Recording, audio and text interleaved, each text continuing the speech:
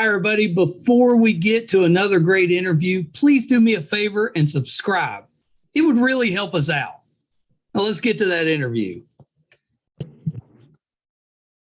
Hi, everybody. Welcome to another edition of Too Opinionated. I'm so excited today. I've got writer, director Matt Riley with me. So welcome, Matt. Hey, Mike. Thanks for having me. Yeah, I'm so excited to talk with you. I'm a fan of your writing. You've been doing this for a while. I think the first book of yours I read was like late 90s. If you can believe that. My first book was in 1998. Yeah. Frozen Up. Are we back? Are you there?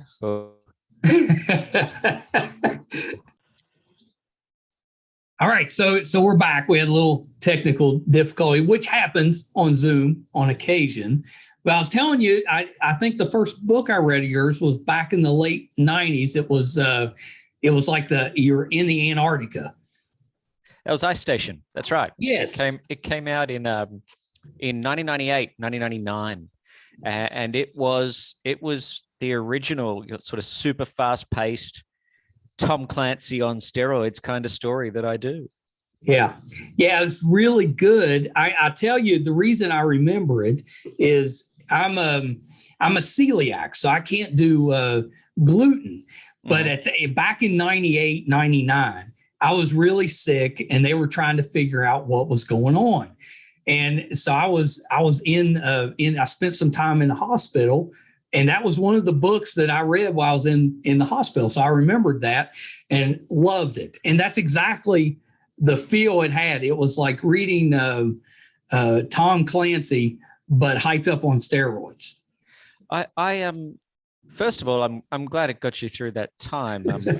You'd be surprised how often I hear that the books get people through. They escape from a long flight or a time in hospital. That's it. I do get that a fair bit. The other thing is, I remember reading the Clancy books in the early 90s.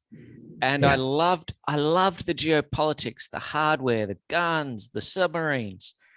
But I just wanted something faster. You had to read like 800 pages to get to the action scene. The endings were always terrific. But it took you a while to get there. Yes. Well, and my dad, it's very rare if he knows anybody that's coming on the podcast, but he knew you. He's a Jack West fan. Yep. Yeah. So he's getting older now, and he doesn't hear very well. So he reads more than he watches TV. So he's read a lot of your books. He's a big fan. Well, the Jack West books, that's my other series. That's the 7 Ancient Wonders series. Yeah. And there are 7 books in the series, and the final book has come out now. That's the One Impossible Labyrinth. So that counts down 7, 6, 5, 4, 3, 2, and it finally got to the one. And that's exciting. I may or may not be writing a screenplay of that right now. So he'll be now that he'll put the hearing aids in for that. It's big and it's fast and it's really good fun. Well, and I think the one he's reading now is like is more of a prequel. For Jack West, it might be one of the short stories. Yeah, that's what he said. It was the shorter one. Yeah, very good. Yeah, that's very good. Yeah. So is it more difficult writing a novel or writing a screenplay or adapting a novel to a screenplay? You know, I liken it to running. Writing a novel is like running a marathon. Writing a screenplay is like Usain Bolt running the 100-meter sprint. Okay. That they're both forms of running, but they're both totally different. And so you just have to teach yourself they're different arts. A book will take me 13 months to write. Right. Whereas a screenplay, I can do it in 5 or 6 weeks. But getting a book published is 1,000 times easier than getting a movie made. So I say to people who want to write, I say write a book, because it's actually a similar storytelling. Right. But to get a book published, you've got to find an editor and a publisher. That's 2 people and you're done. To get a movie made, you need about 50 people to like your screenplay and finance it to get it done. When you write a screenplay, does it tend to be too long and you have to cut it down, or have you got to the point now you kind of know, how to tailor it down? Yeah, you learn. I think a screenplay these days cannot be more than 100 pages. So you make sure you keep it lean and mean and straight to the point. Yeah. Even with Interceptor, the original script was about 102 pages, and the first cut of the movie came in at 102 minutes. The final movie is 90 minutes flat. We cut 12 minutes to just make it as fast as possible. So if I was rewriting Interceptor now, I'd literally cut 6 pages off it just to give myself a little bit of latitude. It doesn't need to be more than 95, 96 pages. Yeah, I'd always heard that it's about a minute a page. That's right. Yeah, and it's funny how it comes down to that. Yeah. Well, so the movie is Interceptor, and it's on Netflix. Terrific, and it's just like reading the book I read back in the 90s. It's so fast paced. It's you don't even get a few minutes to catch your breath. It just keeps going. That was the plan. I like the fact that for my first movie, there's already blood on the screen inside of about 9 seconds. There's a bloody handprint on this boom gate in Alaska, and that's the story I like, and it's the story I've told for years. It's fast, it's furious, and it grabs you right from the first second and doesn't let you go. And honestly, that's the kind of movie I like to watch. So that's what I made. Well, I was going to say that it's the tendency, in my opinion anymore, is those kind of slow burn type of movies or series that takes a while to get into it. And sometimes it can be a little difficult waiting. But no problem with this movie. It's boom. Well, again, and when you're a first-time filmmaker, you may not have the biggest stars in the world. You may not have the biggest budget. What you've got is your smarts, and you've got your energy and your enthusiasm. And Interceptor just takes off at bullet speed, and for 90 minutes, doesn't stop. No, that's exactly right. So what was the decision-making process with you directing? Did you go in wanting to direct, or did somebody say, "Hey, why don't you direct this?" No, I went in very much wanting to direct. Yeah. We even had a big company in Hollywood. The script was very strong, and a big company wanted to buy the script, and they said, "We'll buy the script, but Matthew can't direct. We'll get our own director." And we walked. My producers, to their credit, walked with me. I said, "No, I have to direct this. I'm literally taking my bat and ball and going home. I wrote the script. It's mine, and I have to direct." And that had come from, I've been bouncing around Hollywood for years. I sold that book, Ice Station. I sold that to Paramount, and they never made it. I sold The Great Zoo of China to Sony. Disney got Hovercar. I've even Seven Wonders, that's been with Fox, and The Tournament is with Warner Brothers now, but none of them ever got made. And so I wanted to be the storyteller. So I said, for Interceptor, I'll write it, but I have to direct it. And Netflix, bless them, they were okay with me doing that. What kept you trying? Because that I think would be frustrating. You're one step away from getting your book made into something, and then they for whatever reason it doesn't get made. That has to be frustrating. It's enormously frustrating. I wrote a TV show which got this close to being made by Darren Star, the guy who made Sex and the City and Beverly Hills 90210. Yeah. And the Writers Guild went on strike, and it killed my show. Literally days before we were going to shoot.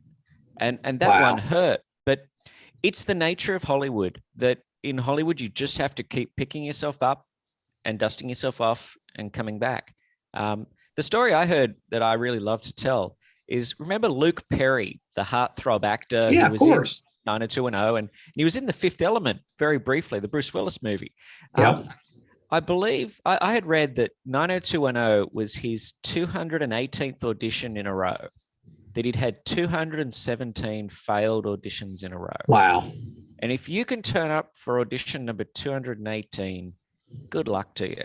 And I don't think any of us should ever begrudge Luke Perry his success. And I'm the same. Yeah. Just because this one doesn't fly doesn't mean the next one can't. You just got to keep persevering in Hollywood. That's the word. Yeah. Persevere. Yeah, that's really good advice.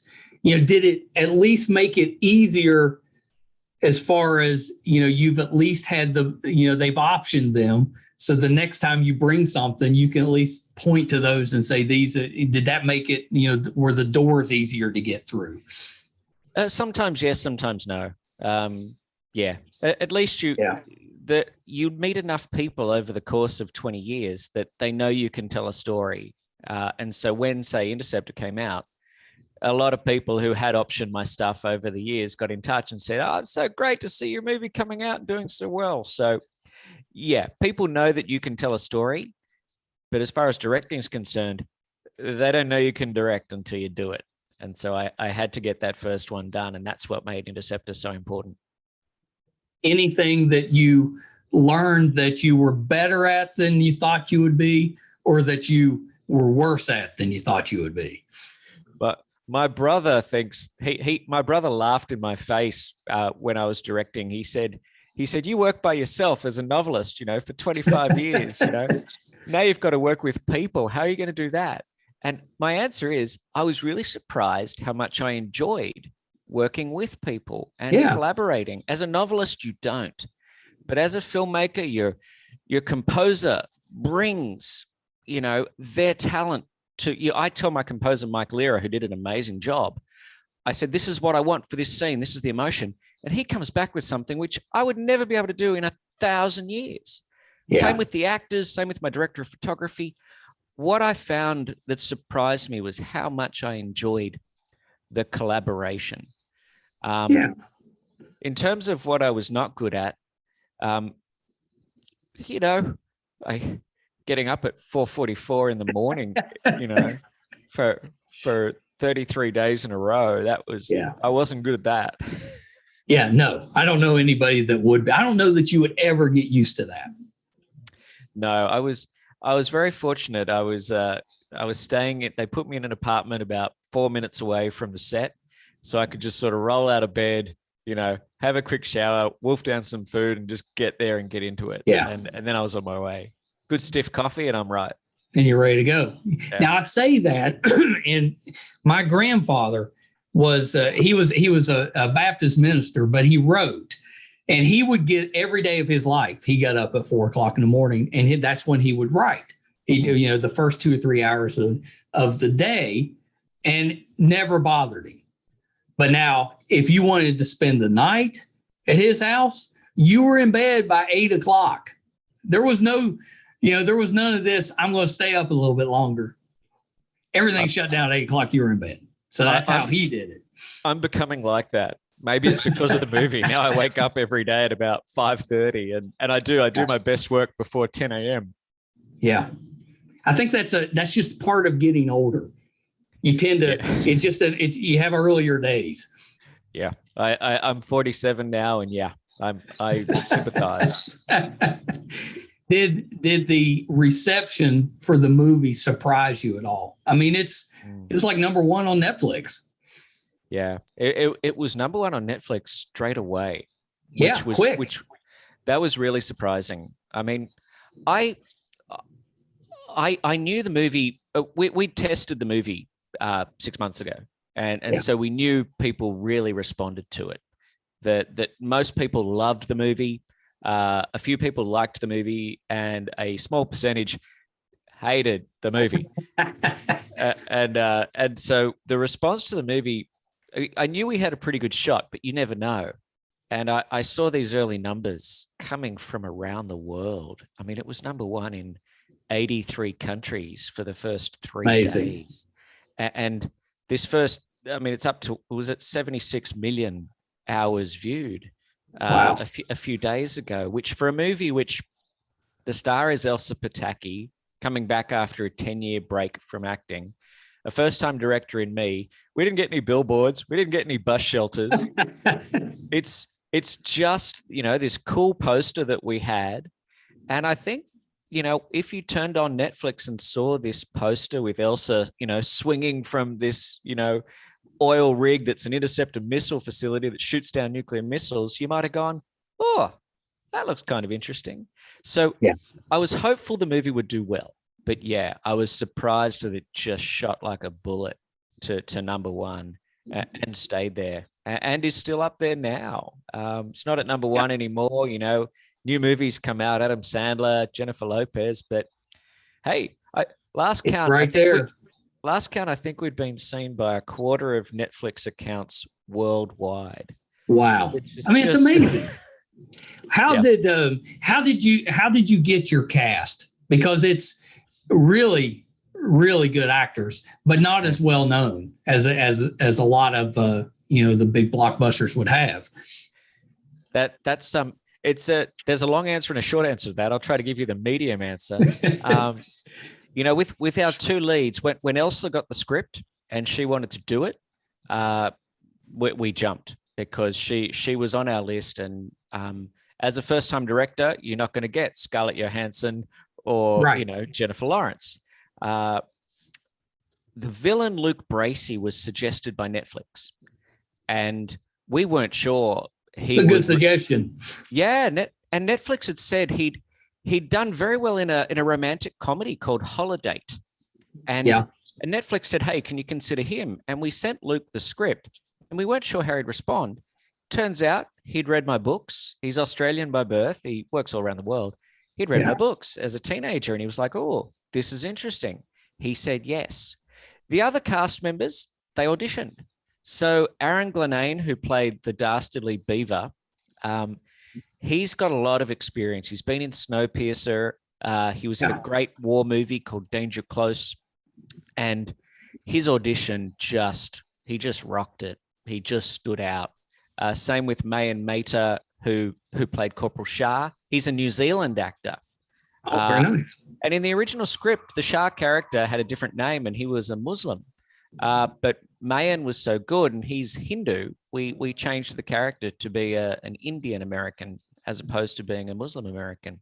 Yeah. So honestly, I tell young actors, if you have to do an audition tape, make bold choices and go for it, because there's a director like me sitting at the other end watching dozens of these tapes, and you want to see somebody just take some risks and go for it. So yeah, Elsa was offered the movie, Luke was suggested to us, and the others auditioned, and that's how we got our cast. Yeah, that's awesome. I love Luke's character because I thought you did even though the movie was so fast paced, you did a good job of kind of humanizing him. So he wasn't just the kind of the trope villain. He had some depth to him. This is something that I've grappled with for 25 years as a novelist. Yeah. If you've got a villain who wants to launch 16 nuclear missiles at America, he's got to have a good reason why. And his reason doesn't have to be logical, but he's got to believe it. And so Luke's character, Alexander Kessel, he's the son of a billionaire. He honestly thinks America is broken. And so his decision is to destroy it and start again. Now, that's warped and twisted, but he believes it. And there are very subtle hints in the movie that Alexander Kessel, the villain, and J.J. Collins, the hero, they both have their fathers mentioned in the story. And Alexander hates his father, and JJ's had a very supportive father. So they are mirror images. The hero and the villain are mirror images. One's had everything given to him. The other one's worked hard and then had her career, literally knocked out from under her by this sexual harassment incident. But ultimately, hero and villain are mirror images. But yeah, that's something I've always grappled with. And as your dad reads the Jack West books, there are characters in the Jack West books who want the universe to come to an end. And so then I have to come up with a good reason for that. But as long as your villain believes it, and my touchstone is the greatest villain of all, which is in The Silence of the Lambs. That you've got Hannibal Lecter, who's a great villain, but the villain Buffalo Bill in Silence of the Lambs Do you remember that? He was killing these women because he wanted to make himself a suit out of real women. Yeah. That is the most insane thing you've ever heard. But if he is psychologically, if he's a psychotic person, right, he believes it. And so then the audience, Silence of the Lambs was a huge success, won Best Picture and everything. And that's one of the most well-crafted villains I've ever. I read the book and saw the movie. The book of Silence of the Lambs will keep you awake at night. It's the creepiest, scariest book. I've heard that, read. which is why I haven't read it. It's not a long book, about 290 pages, but my goodness, it's a good book.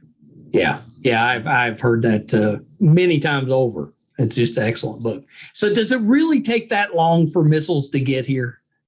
That's true. Yes, 24 minutes. I never would have thought that. You think, a minute or two. No, it's that it was actually, gosh, I mean, I wrote Interceptor in 2017, and it was rewritten over the last couple of years when I filmed it last year. But I saw a Russian television program 6 weeks ago where they talked about firing missiles at London and Paris from Russia. And those ones will take a minute and a half, 2 minutes. But to fire one at the States, all that information at the very start is accurate. It's 24 minutes to fly the Pacific. Fort Greely is real. SBX-1, the floating oil rig with the big dome on it, is real. I may have augmented some of its capabilities in the Tom Clancy Hunt for an October tradition. But the 24 minutes is true, and you do have half the time to shoot them down. Otherwise, they're going too fast and you can't catch them. Yeah, amazing. Yeah, I never would have thought that it was that long a time, which is kind of terrifying. Yes. But to me, I think I'd rather just, if they're going to hit, I'd rather just not have time to prepare. Well, those nuclear missiles, I think they're traveling at more than Mach 5. Yeah. So, you're talking about something which is going 5 times faster than the speed of sound. You may remember, it might have been 2018. Do you remember Hawaii had a false alarm that a nuclear missile? Yeah. Scary. I remember reading about that, and it was only in the news for like 36 hours, and then everybody forgot about it. But people in Hawaii, they told them, run for your life, and it was obviously human error. Somebody had pressed the wrong button. Right. But no, that's absolutely true. And again, I think this is partly why the movie has found its audience, that people see the poster and go, wait a sec, you can intercept nuclear missiles? And then they watch the movie, and the first thing they see is it takes 24 minutes to fire one at America, and you got half the time to shoot it down. It's like, okay, I'll give that a try. Yeah, it's a good hook. Scary though. Yeah. And again, I think that's the Tom Clancy influence on me. You find out something like that, and it's a good story. It's just interesting. Am I crazy, or did you have a little bit of Die Hard in there as well? Very much so. As you can see, I've got the Die Hard building here sitting on my shelf behind me. Actually, I live in Los Angeles, and if I'm ever coming home from the west side of town, I always drive down Olympic Boulevard past the Die Hard building. Die Hard is one of my favorite movies of all time. Great movie. My favorite. And I think it's the quintessential single location, one guy up against, overwhelming odds story. So obviously Interceptor with one woman up against these terrorists who are slowly sort of, blowtorching the door to get into her command center. There's a lot of Die Hard DNA flitting around inside my head. So if you're going to have an influence, Die Hard is definitely one of the best. Yeah, it's pretty good. Do you consider it a Christmas movie? Yes, I do. Yeah, I do too. I go, last few Christmases, I go out to the Die Hard building and take a photo in front of it and post it on Christmas Eve. Yeah, that's great. Yeah, I love that. And I would totally do that. If I was out in LA, that would be happening every year. For sure. I think when he writes ho, ho, ho across the body and puts the Santa hat on the first terrorist that he kills, that's where it became a Christmas movie then, no doubt. Christmas is an integral part of the plot. Yeah, for sure. Did was there a decision making, what went into deciding we're only going to use a few sets? Because that's a little bit unusual too. So that was in the original script that I wrote. Because I wanted to direct, I knew I would only get so much money. They will not trust you with a large budget on your first movie. So the way I was going to keep the costs down was to set the movie in this single location. So that the two tunnels and the command center, they were the main sets. And I figured as long as I kept that command center and make the command center really interesting, with, the missile stuff, the maps, the White House video phone, the red phone to the Pentagon, and kept the action and the suspense and the thrills coming. If I could keep audiences interested, they would let me get away with the fact that most of the story takes place in this single location. So it was totally done for budget, totally done because I was a first-time director and they'd only give me so much money. We didn't have a lot of money, but I figure when you don't have a lot of money, you have energy and enthusiasm and your story. And I could tell a fast, fun story enthusiastically. And that would get me over the hurdle that it's in this largely in one location. Yeah. Well, that makes sense.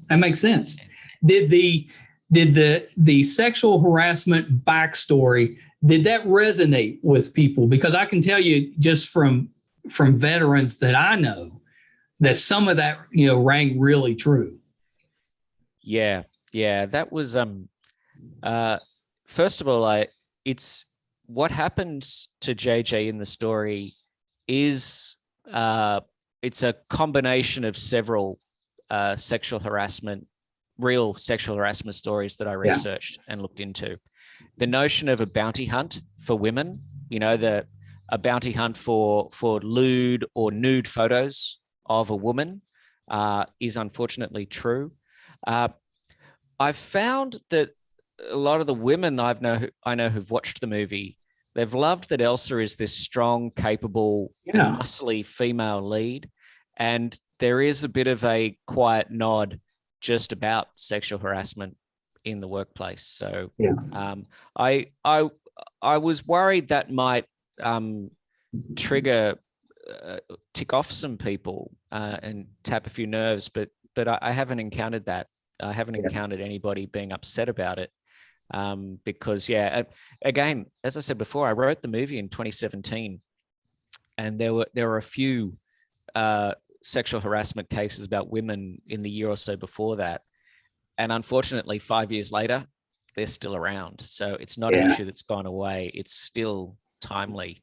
And I think in terms of an action movie and with Interceptor, you're trying to entertain the audience. You want to show them a good time. So you touch on these issues, but you try not to dwell on it too much. It's all about giving us this character that on the very worst day of her life, the day she's come back to this post in the middle of nowhere where nothing ever happens, her career is in ruins because she did the right thing. She was the one who was the victim and she got drummed out because of it.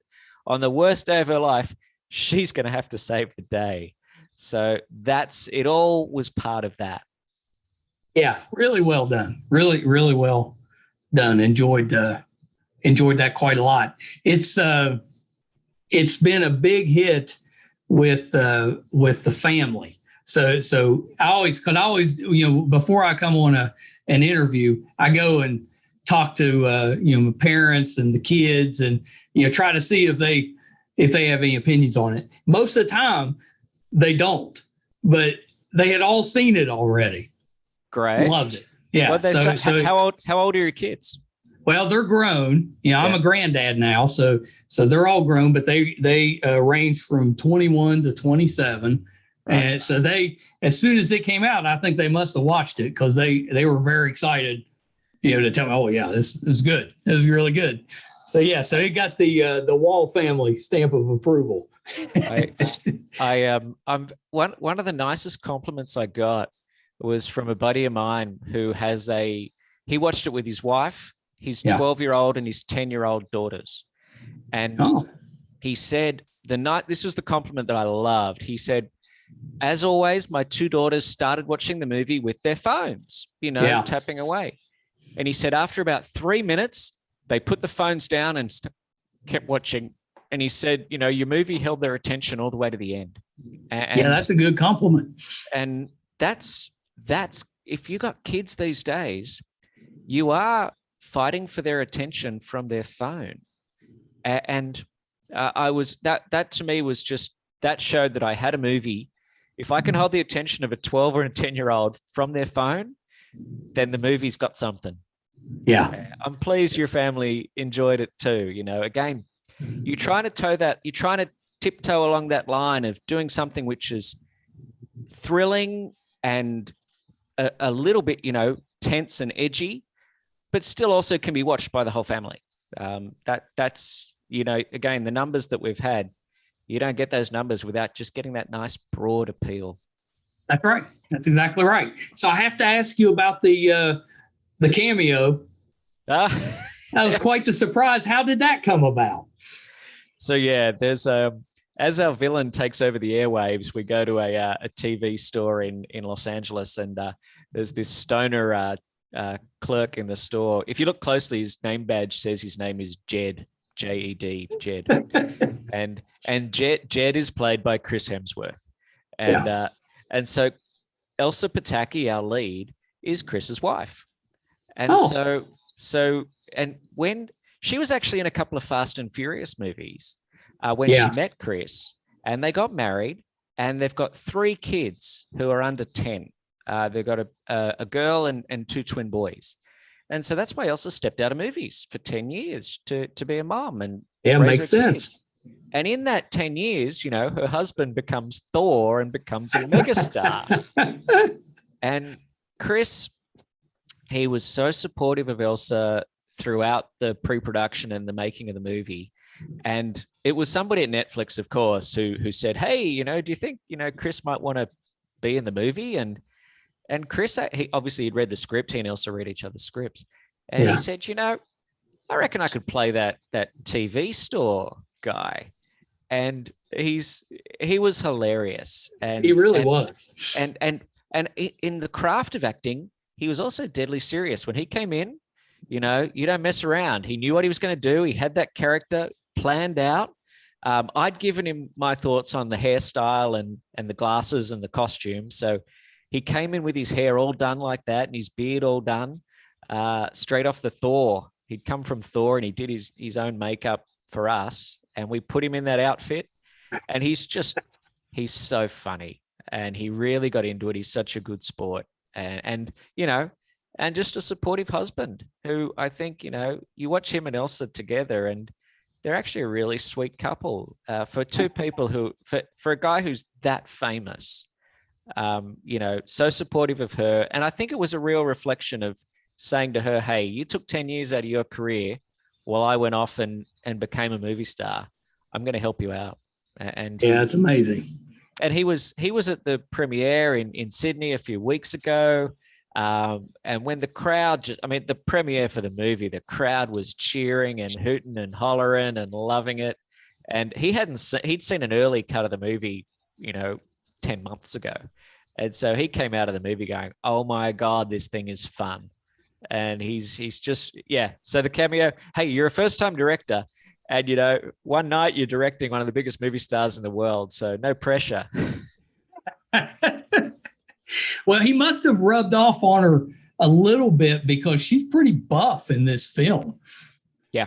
She trained with him and she wanted to get, big shoulders, muscle. And we talked a lot about, say, Linda Hamilton in Terminator 2. Yeah. That's the one. That's the one you go to when you're talking about the kind of buff women.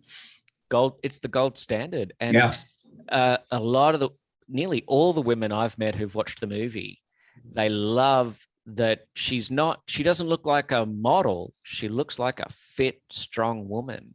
Yeah. And I mean, hey, when she does that one arm swing, that's Elsa doing it. She tells me now she feels one arm's longer than the other because she did it 5 times. But she was good. And she's a brilliant actress too. The very first scene we shot was actually that the sexual harassment flashback scene, and her acting was just extraordinary. So she's physical, she's a brilliant actress, and she works so hard. You know, I got so lucky getting her.